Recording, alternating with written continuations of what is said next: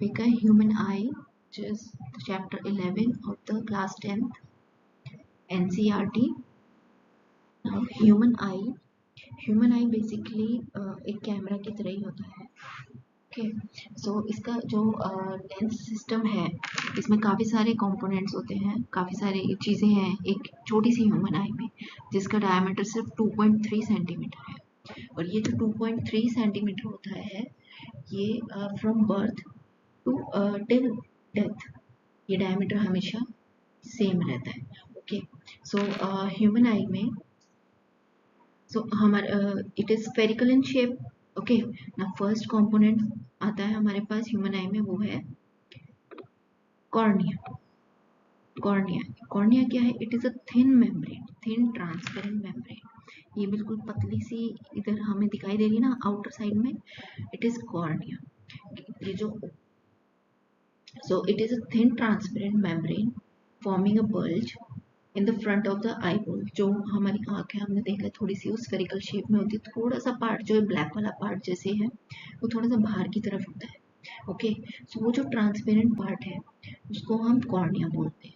और कॉर्निया का काम क्या होता है कि जितनी भी लाइट एंटर कर रही है हमारी आई में, जितना मैक्सिमम हो सकता है या required intensity of the light, उसको वो रिफ्लेक्ट कर देगी फर्दर हमारे लेंस की तरफ. नेक्स्ट कॉर्निया के बाद है हमारे पास आइरिस. आइरिस जो है ये ब्राउन कलर का मस्कुलर पोर्शन दिख रहा है आपको, इसको आइरिस बोलते हैं. सो बेसिकली ये क्या है, एक डार्क मसल है जस्ट बिहाइंड द कॉर्निया.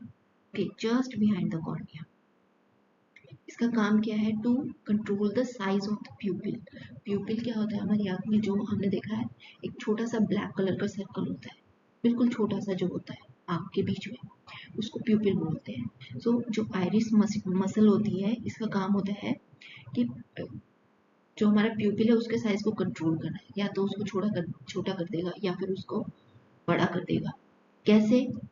प्यूपिल का साइज किस पे डिपेंड करता है कि जो हमारी आई में जितनी अमाउंट ऑफ लाइट एंटर कर रही है, ठीक है, अगर ज़्यादा लाइट एंटर कर रही है उस हिसाब से प्यूपिल का साइज चेंज हो जाएगा. अगर लाइट कम एंटर कर रही है तो उस हिसाब से प्यूपिल का साइज जो है वो अलग होगा. वो हम आगे नेक्स्ट स्लाइड्स में देखेंगे इसका रोल क्या होता है.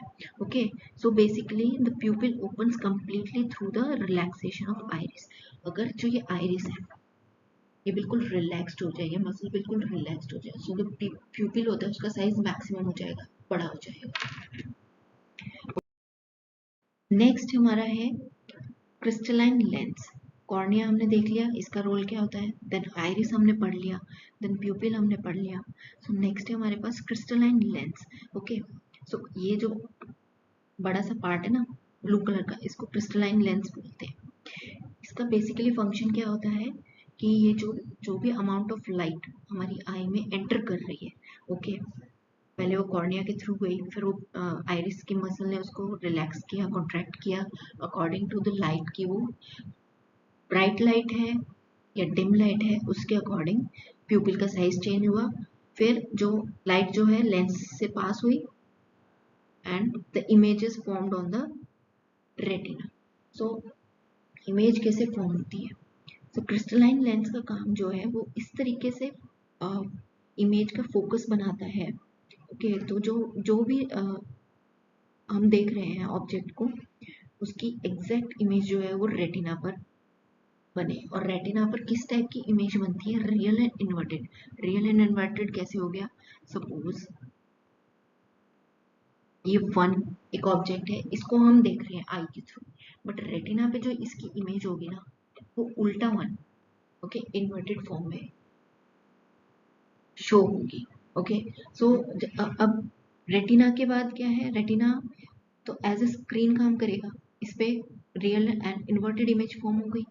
उसके बाद रेटिना पर क्या है? इसके फर्दर फंक्शन के लिए रेटिना पर है बहुत छोटे छोटे, बिल्कुल बहुत ही ज़्यादा छोटे छोटे लाइट सेंसिटिव सेल्स हैं. इनका काम क्या होता है? जैसे ही लाइट आई में एंटर करती है तो ये जो बिल्कुल छोटे छोटे सेल्स होते हैं ये एक्टिवेट हो जाते हैं और उसके बाद जो है ये इलेक्ट्रिक सिग्नल्स जनरेट करते हैं. अब इलेक्ट्रिकल सिग्नल्स तो इन्होंने जनरेट कर दिया, उन सिग्नल्स को वो सिग्नल्स जाते हैं ऑप्टिक नर्व से हमारे ब्रेन की तरफ। तो जो ऑप्टिक नर्व है इसका काम होता है जो भी इलेक्ट्रिकल सिग्नल्स जनरेट हुए हैं हमारे, उनको ब्रेन में सेंड करना।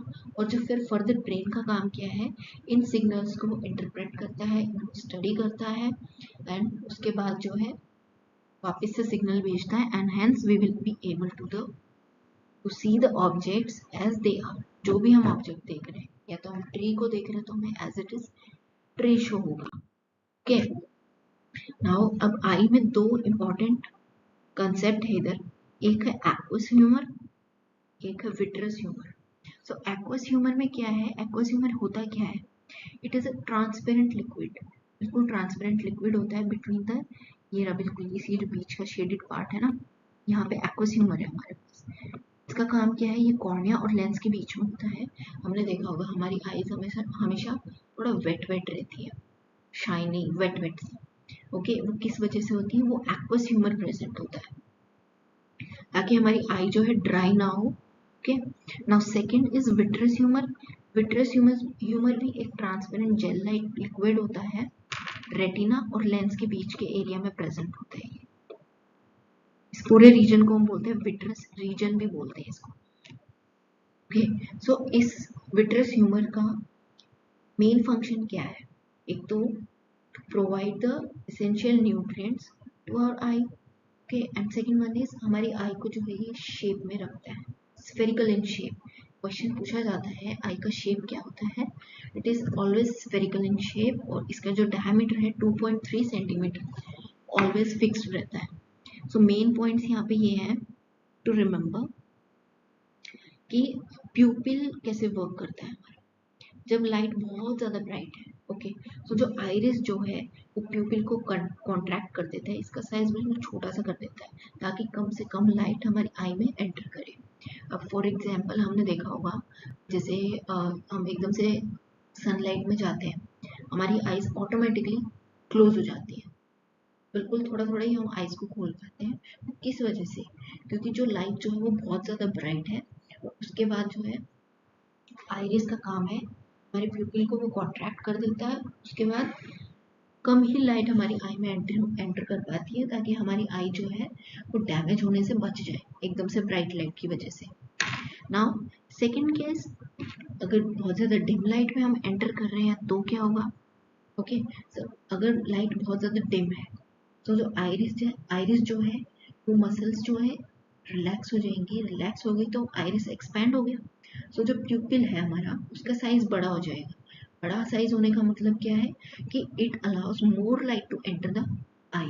अब इसका एग्जांपल जैसे हम जैसे मान लो सनलाइट से हम रूम में एंटर करते हैं, हमें एकदम से सब कुछ बहुत डार्क डार्क दिखाई देता है, ऑल वो होता नहीं है, बट कुछ सेकेंड्स या कुछ मिनट्स के बाद 30-40 सेकेंड्स के बाद हमें सब कुछ क्लियर दिखने लग जाता है। वो किस वजह से, ब्राइट लाइट से जैसे ही डिम लाइट में एंटर करते हैं, डिम रूम में हम एंटर करते हैं, सो जो आई का जो आइरिस मसल है वो रिलैक्स हो जाएगा, रिलैक्स हो जाता है तो ज़्यादा से ज़्यादा लाइट हमारी आई में एंटर करता है, उस हिसाब से वो फोकस करता है, एंड फिर हमको जो है we are able to see the normal object, जो भी हम देख रहे हैं normal environment, normal lighting of the room is available to us. Okay, so thank you for today's class. I hope you like the video. Thank you.